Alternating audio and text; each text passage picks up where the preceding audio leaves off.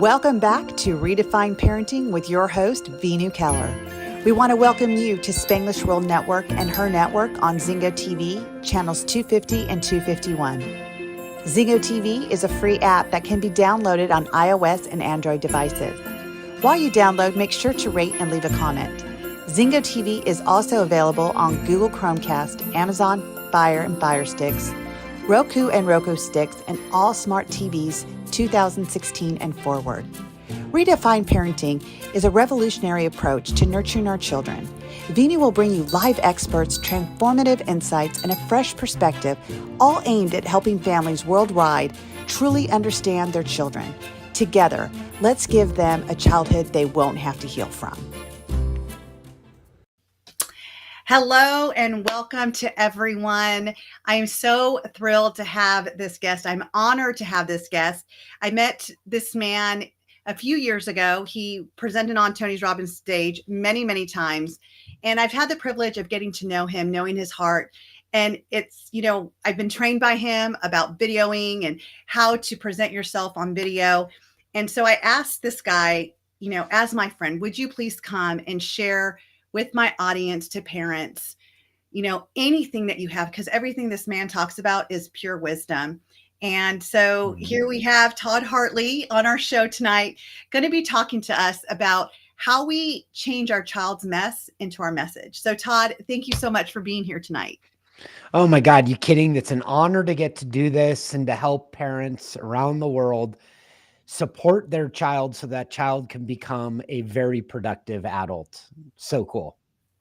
And it's, I at first I was like, gosh, is this out of his wheelhouse? But I'm like, of course it's not. This is Todd. You have so much wisdom to bring. And, when we talked about what topic we wanted to do, you said, let's look at these kids and the mess that they think that they're creating, and how do we create that in our message? And it really resonated with me, because that's kind of what led me on this path to help kids understand kids, coach kids.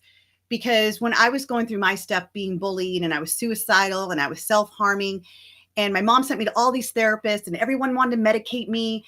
And I would just ask myself, what is this life for? Why am I doing this? I did not know that everything I was going through would lead me to where I'm at today. Beautiful. Well, I mean, look, it all makes sense. I love it. Is this out of Todd's wheelhouse? For those that don't know, I talk about marketing and sales optimization and how to grow your business.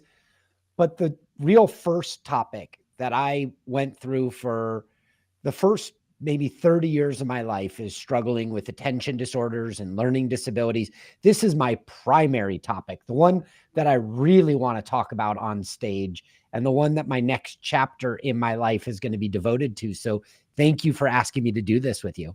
This is amazing. Amazing. So let's just dive in. When you said, how do you change your child's mess into their message? What does that mean to you specifically? Well, look, it's a big topic. And what it means to me specifically is we've all got a bit of a mess. I mean, I just was, cleaning out the closet the other day, and that in some areas is a mess. And in other areas, it's totally organized, and it's just like our life. So where is it that we are, let's say, not playing at our full potential? And how can we turn that into an opportunity for a young person? I'm talking about a young person not playing at their full potential. How can we turn that into an opportunity for them to play larger? And for me, when I was struggling with my attention disorders and my learning disabilities, and listen up, I didn't tell anybody about it until I was in my 40s. Wow. My family kept it as a secret. It was a shame secret that my family helped me keep. And I struggled for a long time, and I was humiliated, and it stunted my dating in the early part of my life because I lacked the confidence, because I didn't believe that I was good enough. And I had all of these limiting beliefs that just piled on top of each other. And it wasn't until I was in my mid-20s that I learned to play at another level and not look for sympathy from other people. Yeah. I was sympathy seeking for a very long time because I felt like I was defective. What Right. I discovered is I had deficiencies in areas that needed to be strengthened.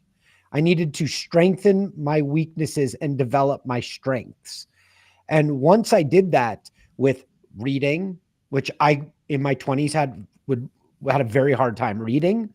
Once I did that with my ability to write, I didn't pass my college essay exit. No, my college exit essay. Yeah, that.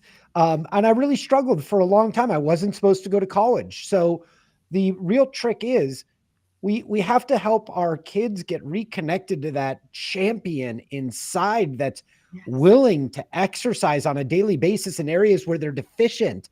And once we do that, they'll start to rise up because a lot of these deficiency areas are muscles that need to be exercised. I hear you, and I can agree with it so much because I too grew up with, ADHD, but I wasn't diagnosed until my 20s with it. And it made such sense when I was diagnosed with it. I'm like, okay, that was the issues I had. And sometimes I would say, what could my mom have done differently? Or what could your parents have done differently? And the other sense of it, I do believe, would I be who I am today if my Right. parents knew better, if my mom knew better, if your parents knew better, would you be doing what you're doing today?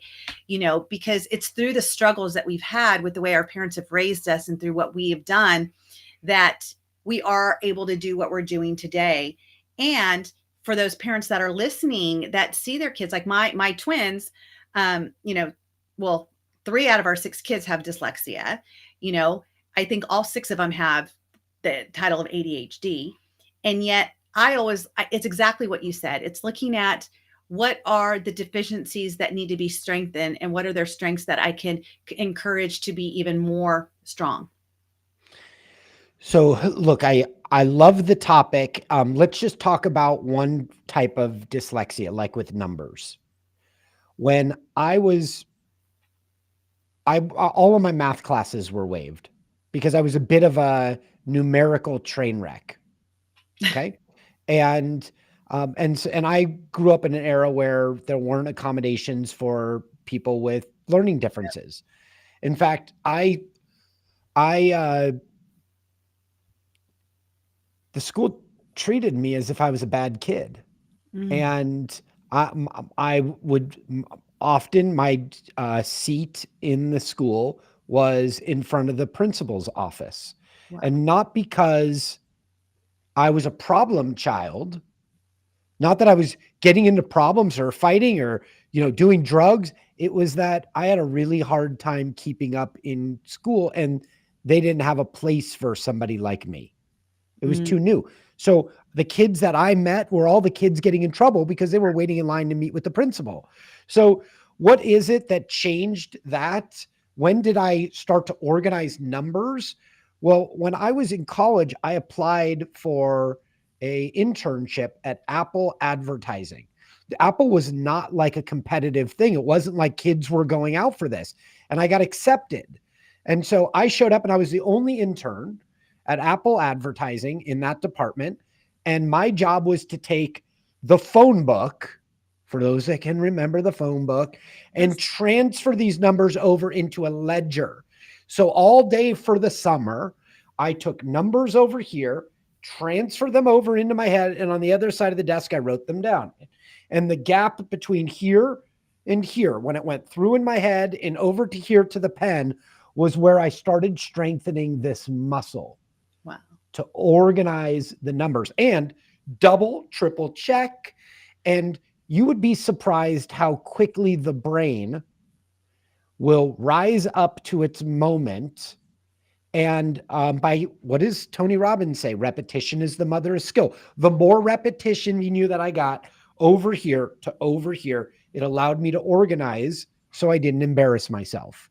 And that's just one of many examples. I couldn't read, but I wanted to be a talk show host on the radio. A teacher laughed at me because I would never read in class.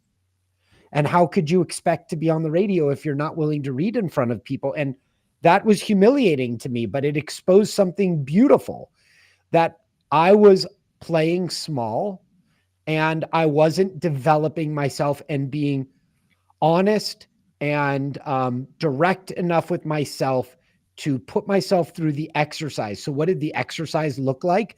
Repetition, the mother of skill. What was it? The newspaper. I started with one article and I could barely get through it in a day and make sense of it or remember. And this started in middle school. And by the time I was in college, I was reading the whole damn newspaper. And what happened is reading out loud became easy. It's all repetition and strengthening the muscle if you're willing to invest in yourself. Right. So that's just it. It's, as adults, we get to invest in ourselves. So how do we invest in our kids? How do we show up as parents, seeing what our kids struggle at and how to support our kids? Because most kids say, I don't want to do it. And here's why they don't want to do it. It's because they're afraid to fail. It's a struggle for them. It's hard for them. Like you said, it took you how long to get through one article, right? And so when we're telling our kids, like, you need to do this because it's going to teach you to be better. It's like I tell my kids, I said, once upon a time, 2 + 2 was hard for you. And I said, what is 2 + 2 to you? They're like, it's 4, Mom, duh. And I'm like, yeah, but how did you get there? How did you get it to that point? Because it was really difficult for you. Because again, my kids had issues with numbers. More of my daughter, she still sees that she'll transpose the numbers. So 36 looks like 63 to her. Right. So, it's a difficult thing for her. And so, but again, to tell them to practice and practice and practice, they're just like, it's too hard. And then it's a struggle, and they don't understand that we're trying to help you so it's not a struggle. Yep. I think passion is an important area that's underutilized in with parents and with children. Let me give you an example. I couldn't read, but I could tell you every baseball player in professional baseball. Like, I could go through and I knew every number of every player and what team they were on. And it was in my passion area. So passion is the fuel that allows you to override a limitation. What is it that child is willing to invest time in? And can you double down in that area and turn that passion into growth opportunities and potential? So an example of that was my parents decided, by the way, the best thing my parents ever did was not medicate me. Yeah. And allow me to do this naturally. And so what they decided was, I was always getting baseball cards. That was my jam.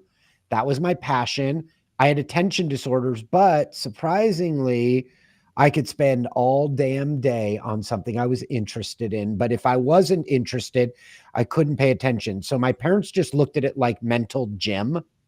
Yeah. And where could we get him exercising his attention? And so one of the things that we did is, if I wanted baseball cards, we had to organize and alphabetize. Nice.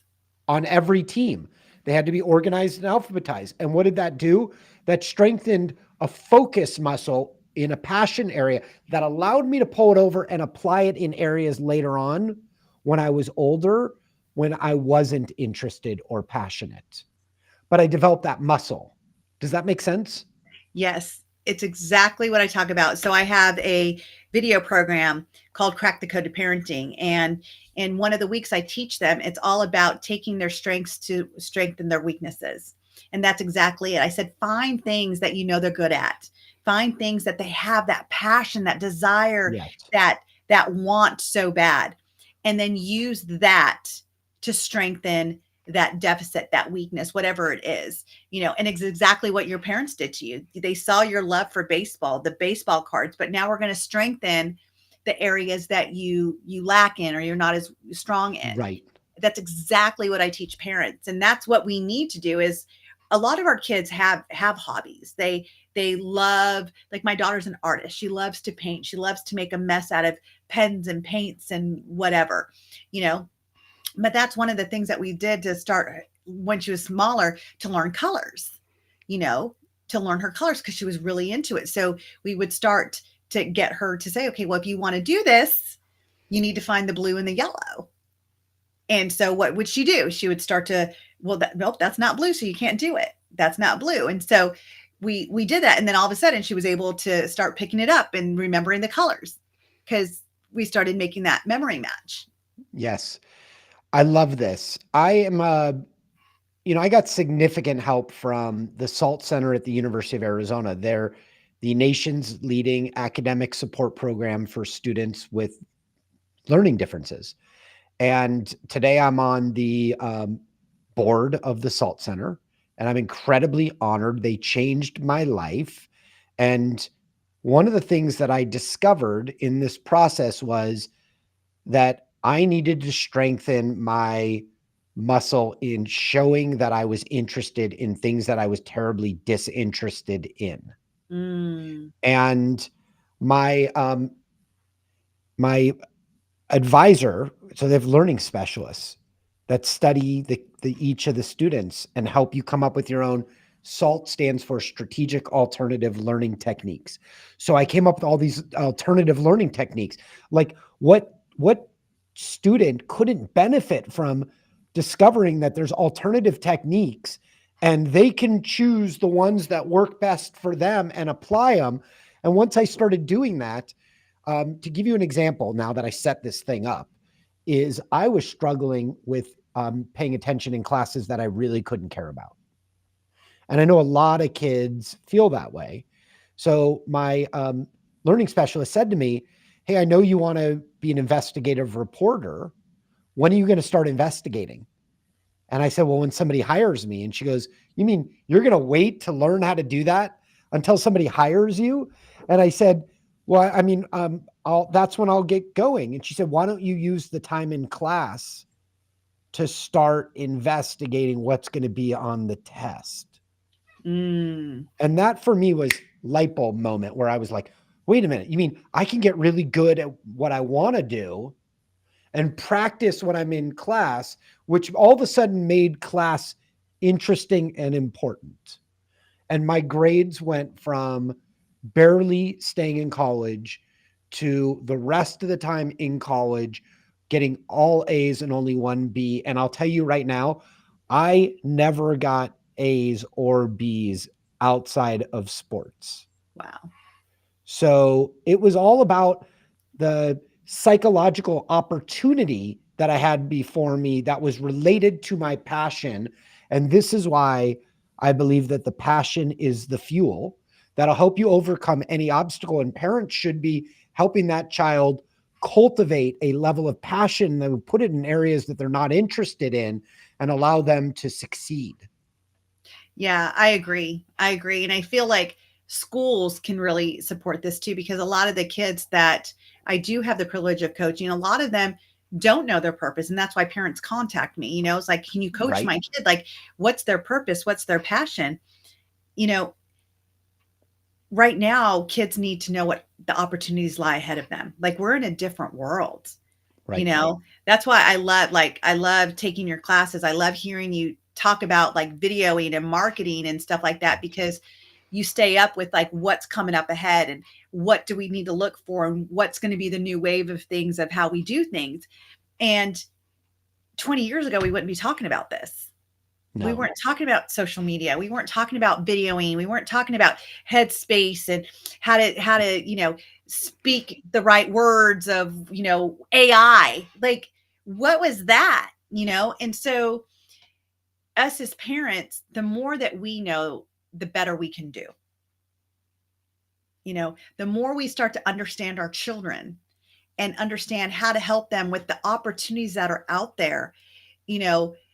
Before, like when I grew up, it's, do you want to be a lawyer, a doctor, a nurse, even like a cosmetology school, now it's marketing, videography, Right. it's so different. Even editing is different now than it was probably when you were a reporter. Yeah, I just want to rock. I want to rock. And anytime somebody would ask me that, I'm like, well, that's an easy answer. But at some point you start to fall into topics that are of natural interest. Mm-hmm. Like, my wife is a yoga therapist and she fell into that naturally. And, you fell into, and I fell into, and we all find our way, But there are topics when we're younger that are passion topics for that period that may not be what our career is, Right. that are still prime areas to strengthen weaknesses. Remember, I developed my weaknesses. I strengthened my weaknesses and developed my strengths. So a very smart, honest assessment on where you struggle is a great opportunity to create growth games. A growth game is what I call, and someday I'm going to write a book on this, but a growth game is all of these opportunities in life where we can strengthen our weaknesses. And that for me is looking at numbers in the phone book, or when I'm writing down a number and then transferring it is just a growth game of the moment. And if maybe you've got like a child who has a charisma deficiency, a perfect growth game is every time you go to a counter to make a purchase, every time you go to you have an interaction with somebody behind a counter, turn that into a moment to dial up your charisma, and you'll never see them again. So it's the perfect place for a 30-second exercise of getting a little bit out there, out of your comfort zone, and trying to make that other person smile. And if you can just have that goal, wherever the deficiency is, create a growth game and execute that in a repetitious way, you'll be rewarded. What does Tony Robbins say? You'll be rewarded in public for what you intensely practice and refine in private. And that is my entire life right there summed up. Because when you create a growth game in a deficiency area, you can then go out and be strong in an area where you once had a deficiency.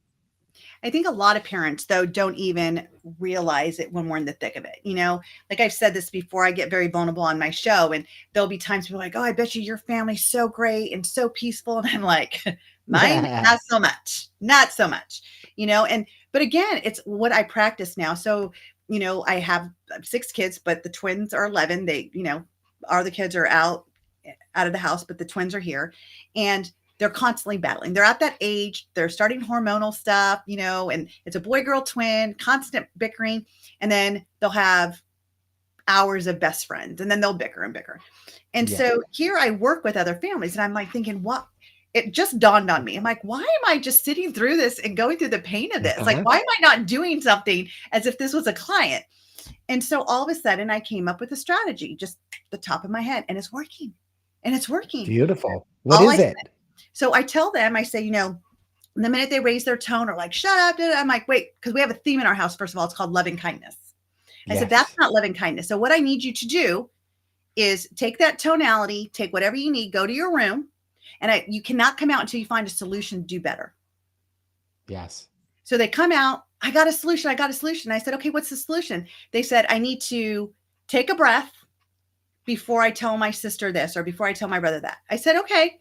And then all of a sudden the tonality rises. I'm like, nope, go to your room, find another solution. And I said, this time, find a solution you're going to follow through on. Yes. Back down, and they would say, I have a solution. It has been, the last 24 hours has been the quietest between those two that I've had in months. But it's also taken my husband and I said, Brian, you got to follow through on this, buddy. Like, as much as it's going to be tough in the beginning, but I promise you, we will reap the rewards as long as you and I can stay on the same page, aligned, and aligned with this. And then every time they're rude to each other or rude to us, we're like, go to your room, because we have created their room as our safe space. First of all, we don't say you can't be mad, you can't be sad, you can't be this. You could feel your feels. We want our kids to feel their feels, but do it in your room because it's a safe space for you. And when you're ready to come and be a part of the family where it's nice, love, and kindness, that's when we want you to step out and give us the solution of what that's going to look like that you're going to follow through on.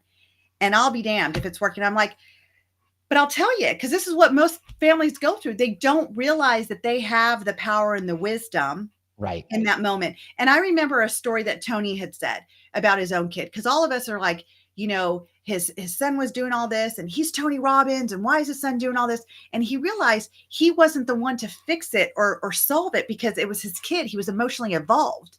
He went outside of himself to get support. He went outside himself to get help. And I thought, that's what we have to do sometimes. We're so Yeah. involved with our own family that we can't see it.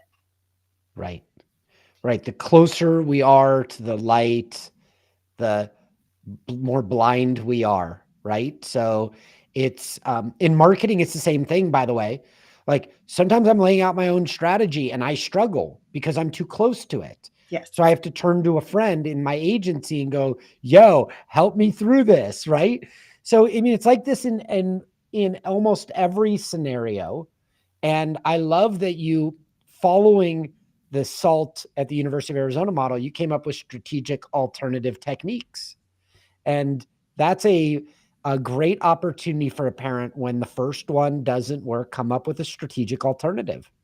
Yes. And I do believe that. And as parents, stop beating yourself up like you're failing, because you're not. You're still in the game. And as long as you're in the game, you're not failing. You know, if something's not working, again, come up with a different strategy, reach out for support. There's, especially with social media, there's so much resources out there Yeah. to get support and find different alternative techniques to use. Yes. And, you know, the biggest gift we can give our kids is awareness.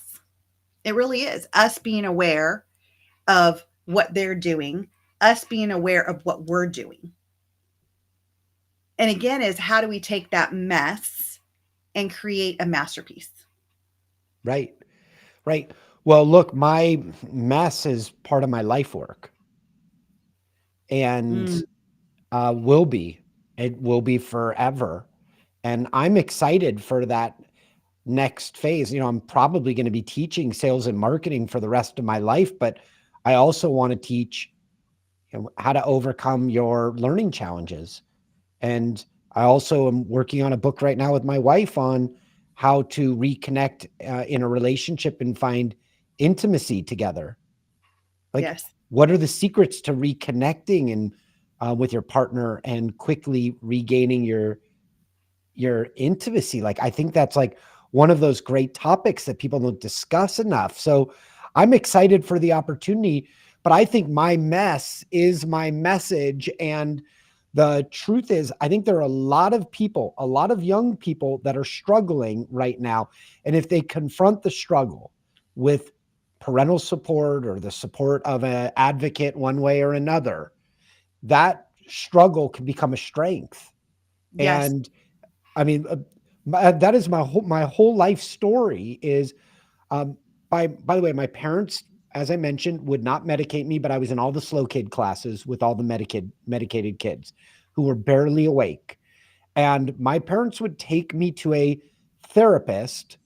I don't know what it would called. I was too young, but I would visit with an educational specialist that was also a therapist, and we would work through these things. And what I discovered is I could actually work through it naturally.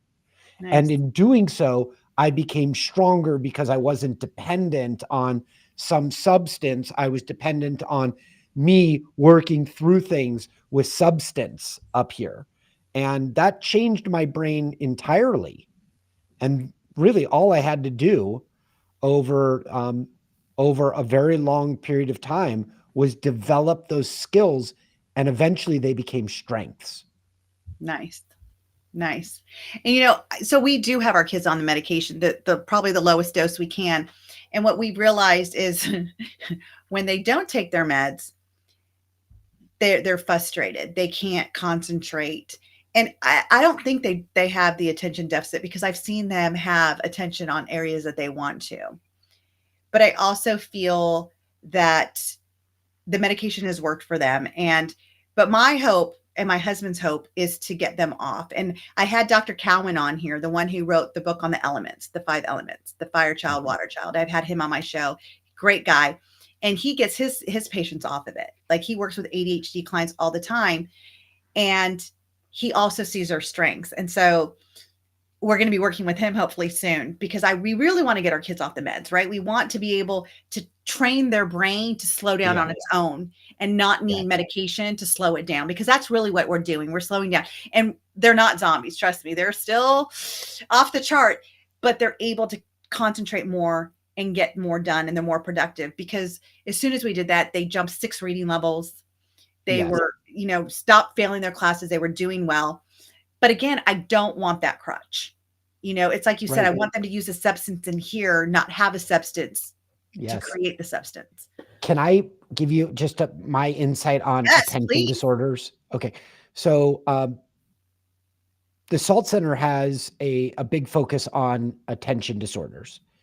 And every semester, I get to work with faculty and alumni to come and teach weekend workshops on life outside of college. And it's a real honor to get to work with these students. Here's what I've discovered. And I've vetted this theory amongst specialists, and I've got it confirmed to me. And I think culturally, we've poorly defined what an attention disorder is. It is not an inability to focus. It is selective disinterest. Right. So then they don't focus. And so let me just tell you a quick little anecdote. When I'm working with students, I'm normally, before we get started in the morning, I'm like, hey, Jimmy, what do you do outside of here? Like when you're not at school? And he goes like, oh, well, I like to play guitar. I go, oh, that's awesome. Or Minecraft, or I like to paint, or I am great with horses. I work on cars. It doesn't matter. So, so I know you have an attention disorder. Are you able to, when you're on Minecraft, like, doesn't matter the example, stay there all day? And like, sometimes you forget to even drink water because you're so focused. Oh my God. Yeah. The other day I forgot to eat. I go, have you thought maybe you don't have an attention disorder? Maybe you just have selective focus, because they can focus exactly on their passion area. Or what's fun. Or what's fun, which really means we've got an opportunity to frame this differently. Instead of them thinking they have an inability to focus, they focus on things they like, they tune out things they don't. And how do we bridge that gap so we can create some growth games and make the boring things fun that keep you interested? That was like, once I figured that out, it changed my entire life. Yep. It's funny because they have this math, it's almost like a math video game, and it's called Prodigy. My son would play hours on it, and his math grade just kept going and going up because he got graded, like, because they give you like little tests and stuff to do, and he would do so good. It changed my entire life. Oops. Sorry. That was me. I will fess up to it. You see, people were blowing me up on LinkedIn. So I just popped up, and then the audio started playing. Please excuse me. No worries. So it's by playing a video game with math, it strengthened his skills. So whoever created Prodigy was a genius, right? So it's like creating these things because we know our kids love video games. I have a friend named Kurt, and he created through Khan Academy, and my son loves these brain breaks. Like, he has created this thing where it's all active, and you follow directions and you do these things, and there's boulders and you got to hide from the boulders. It's on YouTube. And my son loves it because it gives his body able to move. See, what we've done in school, just like when you and I grew up, it's sit there, be quiet, keep your head down unless you're looking at the chalkboard, and mind your business and be quiet. There's too much energy in us. We need to be moving around. You and I have done Tony events. Why are people into it? Why can people go for hours on end?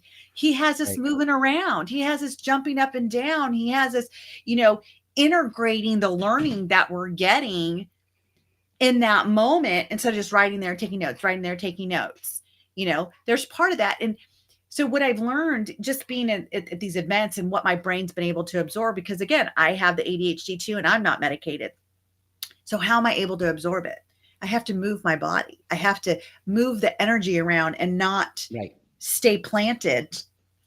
And that's what we do. I literally go into these classrooms, and I'm like, I remember when my son was in kindergarten, both my kids wanted to move around. I said, let's take some masking tape and let's make a box and give them a boundary that as long as they stay in that boundary, you won't say anything to them. That means they can stand up and do their math. They can turn around in circles, but as long as they're keeping their mouth quiet and they're staying in their boundary, you can't say anything. My kids started to progress because they weren't confined and getting in trouble for not sitting down. Right. Right. That's torture It is. because it's so hard to sit there. And my grades went through the roof when I changed my seat. I was the kid that always sat in the second to last row in the back when I Mm, had a choice. And a guidance counselor said to me, "Where do you sit?" And I said, "Oh, I sit in the back." And she said, "Don't you know that kids in the first row get A's and kids in the second row get A's and B's and kids in the third row get B's and C's, and it goes all the way to the back where, what's your grade?" And I said, "I've got a D." She goes, "Oh, well, you're sitting in the perfect place with your peers. But if you move to the front, your peers would be people that are getting A's." So I moved to row one or row two. And what happened is I wasn't checking out girl in row six when I was supposed to be listening and seeing what she did with her hair that day, and look at the dude with the backpack that had the funny sticker on it and watch people's body language. I just focused it on the material. And surprisingly, when I eliminated 3/4 of the room and they all disappeared and it was just me and the educator, I became more interested. I was more focused. And then the people next to me were perfect study partners because they cared. right. Right. It's funny that you said that because I made that self discovery for myself. I would put myself in front of the room all the time. And it's so funny because even to this day, we'll go to an event or something. And Todd, you know, my husband, so he's like, not person, like, don't look at me. I got to focus on what I'm doing. And I'm the one that's like, no, no, no, let's sit in the front of the room. And he wants to sit in the back of the room and not be noticed. So he can move around. And I'm the one that's like, no, no, no, we got to sit in the front of the room. He's like, why do you always want to sit in the front of the room? I'm like, because that's the only way I can pay attention. Yeah. That is the only way. And I know that I will get the most out of what I'm watching or what I'm absorbing if I'm in front of the room. Because, like you, I'm like looking at girl. I'm like, oh wow, that's a nice purse. Oh my god, look at her shoes. She Yeah. has some cute shoes I'm on. super into it. Yeah, and so I learned at an early age how to set myself up to win. So here's what I want to tell parents, because I think that there's a lot of information we give. One way to set your kids up to win, from what I'm hearing from you, Todd, is think of alternative techniques that you can give your kids for them to learn. You know, have that conversation with your child and ask them what they need. We're not doing that either. We're not asking our kids, like, what is it that you need and how can I support you? Right. You know, I always tell people, if your kids are failing a grade, don't jump to a conclusion that they're dumb or they're not putting enough effort. Get curious. And my listeners hear this all the time. Be curious, not critical. Be curious about what's going on. Is it their environment? Are they sitting in the F row or are they sitting in the A row? You know, Right. there's a lot of things in here to set your kid up to win. Like, and ask your kid. I ask my kid this all the time. What do we need to do to set you up to win? What would winning even look like to you? Right. You Right. know? I know. I my, my parents didn't put any grade pressure on me. I had enough struggles. My parents are both entrepreneurs. Their focus was really on, they noticed that I had an entrepreneurial brain, an Mm, entrepreneurial passion, and things that I was emotionally invested in, I would do really well in. So when we would get into the car, my parents would always exercise my entrepreneurial or my passion brain. And my mom would say things to me like, and my mom had a very successful business. My dad had a successful business. My mom was a interior designer for celebrities in LA. Like she did Eddie Van Halen's home and a variety of other celebrities. But my mom would always say to me, "Hey, look, if you struggle with numbers, you can always hire somebody to take care of your books. It is not the end of the world." Like my parents were not limited in the way that they're focused. They allowed me to think bigger than the moment. And it was humiliating for me because my peers, when I would be in the playground, I was the wittiest and among the most athletic and really fun to be around. But in the classroom, I was sequestered to all the slow kid classes and the humiliation of not feeling like you could go out and ask a girl out that you were attracted to because she would never want to date you because you're in the slow kid classes was enough to cripple me into, the middle part of college. So I think part of helping a child understand where it is that they're struggling and then give them some growth opportunities to exercise it is tremendous. 100% agreed. 100% agreed. It's funny that you're saying that you're in the slow kid class. Funny story. I just found out like 5 years ago, I was in the slow kid class, and I was like with one of my best friends from 7th grade, and she has dyslexia. And I'm like, gosh, Amy, I didn't know you had dyslexia. She goes, yeah, my whole life. And I'm like, I used to try to copy after you. She goes, yeah. And I never understood why. And I said, well, I mean, I thought you were the smart one. She goes, we were in the slow kid class. And I'm like, and she goes, and you did really well because I had A's. And I'm like, I mean, I thought I was one of the smart kids. She goes, you were in the slow kid class. I'm like, I was in the slow kid class. And she goes, yeah. And I was in all her classes. I had no idea. So that was the funny thing. I found out 5 years ago I was slow kid, but I was a smart one in the slow kid class. But again, there's something to be saying for that. It is, right? I mean, it really was because my attention. It's, it was hard for me to keep my focus. And that's what it was. It wasn't so much attention as it was my focus, because things were hard for me. Reading was hard for me. Mathematics was hard for me. Like multiplication, I thought I was going to be the only one in high school that still couldn't multiply because it was so difficult for my brain to catch on to it. But I had a teacher in 5th grade that made a game out of it. She made a game out of it. And all of a sudden I started to get it. And I was like, oh, I feel so smart. Yes. Because all of a sudden I was getting it, but it was through fun. It was through playing that I learned. That's a shift in perspective.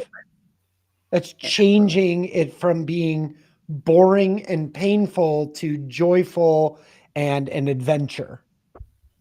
Yeah. Yeah. Right. And here's another thing though. I had a speaker on last week. He was great. It was my son's soccer coach. And he said, he's also a high school teacher, and we were talking about this goal that he set for his son and, helping his son to reach goals. He's like, but it's more than that. I didn't give him a goal that was hard already. I gave him something that he was already good at, that he can master and strengthen that one thing. It's kind of like what you said, strengthen your strengths and help your deficits. Right. Yes. And it's exactly, and he's like, and that's what I do. He's like, I work with these kids that are supposedly behaviorally, emotionally, deficient, if you would, or disabled, whatever. He says, I don't look at it in that way. I look at like, what are their strengths? And that's why they come to this class and I'm able to help them, because there is no judgment. And if you can influence someone when you're not judging them, and he gives that to his students. And what he does is he builds off what they're already good at. Expression. And it's amazing because it's exactly what we're saying is like, look at what your kids are already good at and how do you make it a win-win situation for them? So, because here's what discourages kids when they feel like no matter what they do, they're going to fail. Discouraged. They're not going to do it. They're not. You're going to end up fighting the rest of your life with your kids if you're constantly pushing them to do things that they feel that they will not win at. So find the things that, like you're saying, Todd, what are their passions? What are they interested in? What excites them? Figure out how to build that in the repertoire of what you want them to learn. Yes. And it'll create magic for them. It'll create magic and they'll develop the muscle, because this is the most important muscle in the body. And if we exercise it with the same level of consistency as we exercise this, amazing things will happen for that child. And that requires a commitment throughout the week. And you can do it in a variety of topics, but the passion area is the playground that they're willing to grow and learn in. And so create those alternative learning techniques in that area. And before you know it, they will rise up in their deficient area and then they'll start to succeed. And this is where the mess and the message come together, because after a while, when you start to realize you struggled with something and it was messy and then now you've got it and you have it under control, it does become part of the storyline and message that you start sharing with other people because you've been liberated from it. That's beautiful. That's beautiful. And the other thing for our listeners out there, remember that kids need instant gratification. I mean, we all do. But why we're able to handle it better as adults is because our frontal lobe is fully developed after the age of 25. And so with our kids, that their frontal lobe's not developed, they don't have that understanding of, they're very impulsive because the frontal lobe's not developed yet. And so teaching them, giving them some type of reward and celebration. So one of the things that I do with my families is constantly is setting up celebrations with our kids. When they've done something, celebrate with them, the small things. Train the brain, because when you celebrate, the brain says, oh, I did something good. I like it. It feels good. I want more of that. Because they may be, if it's like what you were saying, like with math, right? Like when you were doing your baseball cards, I'm sure it did not come easy for you to just automatically alphabetize everything. It was probably a struggle, but you had more patience with it because it was in something that you enjoyed doing. So if we, just taking that as an example, if you did that with your kid and they're having struggle with it, but they're still enjoying it, celebrate with them. Take time to praise them and say, gosh, I like what you're doing. Look at the time you're putting into it and look at what you're able to do. We need to take a celebration break and really give them some type of instant satisfaction, gratification, celebration, so they want to stay in it more and longer. Yes, and encouragement is a secret weapon. And think about the people that have encouraged you in your life and those that discouraged you. So I was a very good athlete, and I had coaches that got me to outperform or to consistently play at a higher level. And those are the ones that encouraged me. And the ones that discouraged me, that were negative talkers, were the ones that I didn't want to perform for. Yeah. Or while I was performing, I could only hear their lack of faith in me. So find areas, and I think encouragement is courageous.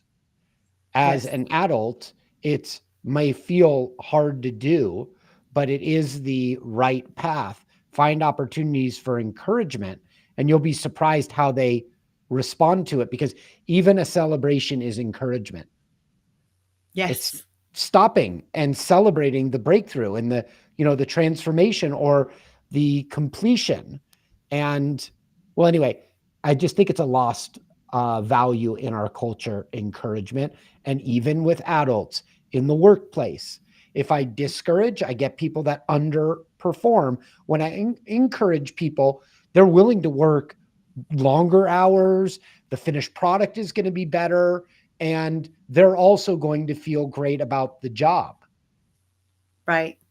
It goes back to one thing that I've learned from my mentor, Tony Robbins. He says that we will do more to stay away from pain than we will to go towards pleasure. And what I have realized as parents, we set our kids up for that.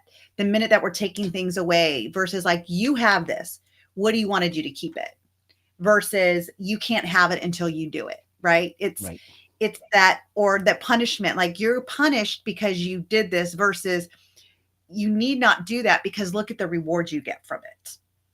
And so it's constantly, just reevaluate. That's why it's called redefine. We just got to redefine the way that we parent our kids. And we can't keep doing what was done to us because we're different generations. I was a Gen X kid, definitely different times than I grew up. And, we were a lot more independent back then. And it's just through the generations that we were recycling and we're making kids more independent now because we saw what happened when we were, being there to pick them up and not letting them fall, and they became entitled. And now we're going back to like, no, they need to work for this. They need to know that they have skin in the game. And so with that, it's remembering that their brains are still developing, that we still need to be their frontal lobe to give them the reasoning that they need, but they also need the opportunity from us parents to be open and give them a safe space to talk to us so we can help them through it. Awesome. So We have like one more minute. So let's, Todd, thank you for being here. If you can leave our listeners with the golden nugget, what would that be? Well, I think you got a golden opportunity to guide and support young minds so they can go on and do great things. I truly believe it is working within their already desired passion, and help them by figuring out where are their deficiencies, create growth games for them, and you will be surprised how quick they start to develop those talents that are then transferable into areas that they're not interested in currently, and they will grow tremendously. Amazing, Todd. Thank you so much. And please go follow Todd. He is an amazing marketer. If you want to know about how to look good on camera, if you want to know how to take your business to another level, please find Todd. Todd, how could our listeners find you? Yeah, I'm pretty much everywhere, like on LinkedIn and Facebook and Instagram, but toddhartley.com is my primary location. And I look forward to taking you on a journey of growth and transformation. Vinu, thank you so much for allowing me to join you. Absolutely. Thank you, Todd, for coming in. And it's our last show of the year. So happy New Year. I'll see you guys in 2024. For joining us on another episode of Redefine Parenting with Vinu Keller. Follow her on Instagram at Vinu Inspires. To learn more about Vinu, as well as download her free ebook now, go to www.vinuinspires.com. This show can also be heard on Spanglish Radio Network. Please check out www.spanglishworld.ca for all your news and programming. Spanglish World. Watch it, hear it, read it, download it.